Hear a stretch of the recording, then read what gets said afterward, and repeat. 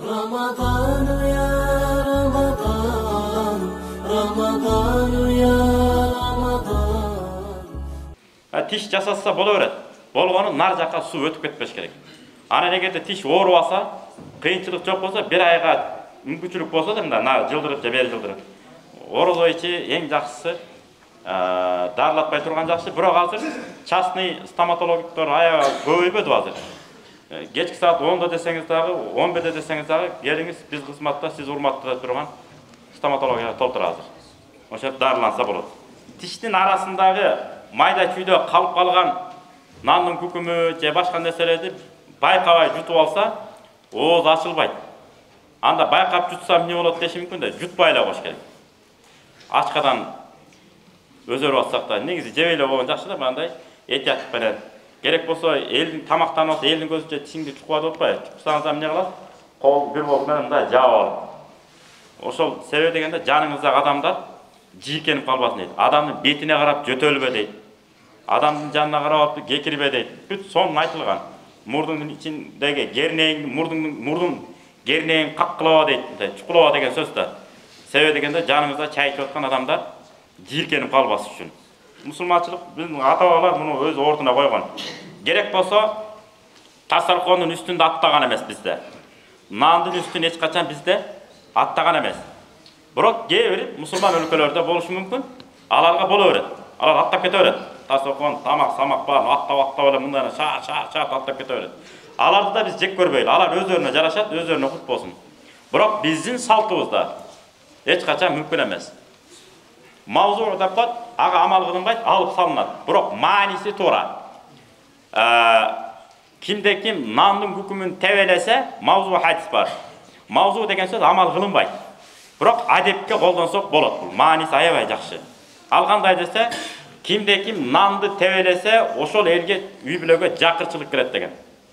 Бирок практика жүзүндө болгон бул.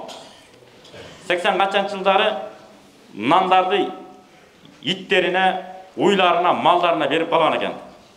Аны айтып атпайбы, мен койчунун үйүндө чоңойгом, койчу үй бүлөдө чоңойгом мен. Айтат да, чоң атамда айтып калчу, атаң көрөй. Кээ бир адамдар ошо нандарды алып барып, уйларына, койлоруна берип баштаган деп. Анан тебелеп, кадимкидей тебелеп барып туруп, үстүндөгү нанды алып. Ошондо бир кыйынчылык болгон, 80 канчанчы жылы. Анан кайра ордуна түшкөн. Анан кайра дагы пенде экенбиз да, жылкы пейил экен. Унутуп калабыз дагы жанагындай көрүнгөн таштандырган нандарды ыргытып баштаган. Анан кайра эле 94, 95, 96 кандай кыйналдык. Аябай кыйналдык го. Калп эле айылдамыш болуп барып, бирин курсаган, бири тойгузган. Кайсы үйдө түтүн чыгып аткан болсо, ошол үйгө айылчылап бара беришкен. Эмне үчүн? Өзүм жебесем жок, муну неберелеримди тойгузуп алайын деп, экиден бирде неберелерин ээрчитип алып, сен тияка ээрчитип бар, мен муну бияка ээрчитип барайын деп. Ошентип курсактарын тойгузган күндөр өттү. Артта калдылар. Азыр мына 2010дон бияка төрөлгөндөргө жомок болушу мүмкүн. Бирок биз көрдүк ошолорду. 40 жылындагы кыйынчылыктарды, 60 жылдын тегерене кыйынчылыктарды бүт баарын көрүп койгон аксакалдар отурат. Аранызда калбай деле калды алар. Азыраак калып калды, ошо калбай деле калды. Үйлөрүндө отурат болсо да. Мына ошондой аталарыбыз өткөн. Демек, нандын күкүмдөрү дегеле тамак аштарды даараткананын кагаздары колдоно турган урунага таштоодон келинчектерди этиятташыбыз керек. Жер үйлөрдү салып атсак, итшак жууган силифтерди өзүнчө кылып, даараткананын колдон келсе, өзүнчө кылып койгон жакшы эми. Этаж үй эми башка эми, айла жок. Белки колдон келсе, нандын күкүмдөрүн итке, тоок, ит куштарга берип койгонго эмне кылыш керек? Аракетти кылышыбыз керек. Этияттык. Бул жакырчылыктан арылуунун себептеринин бир себеби бул. Бир жолу. Бирок ошентсе дагы тиштин арасында калып калган нандын майда күкүмдөрү болсо дейт.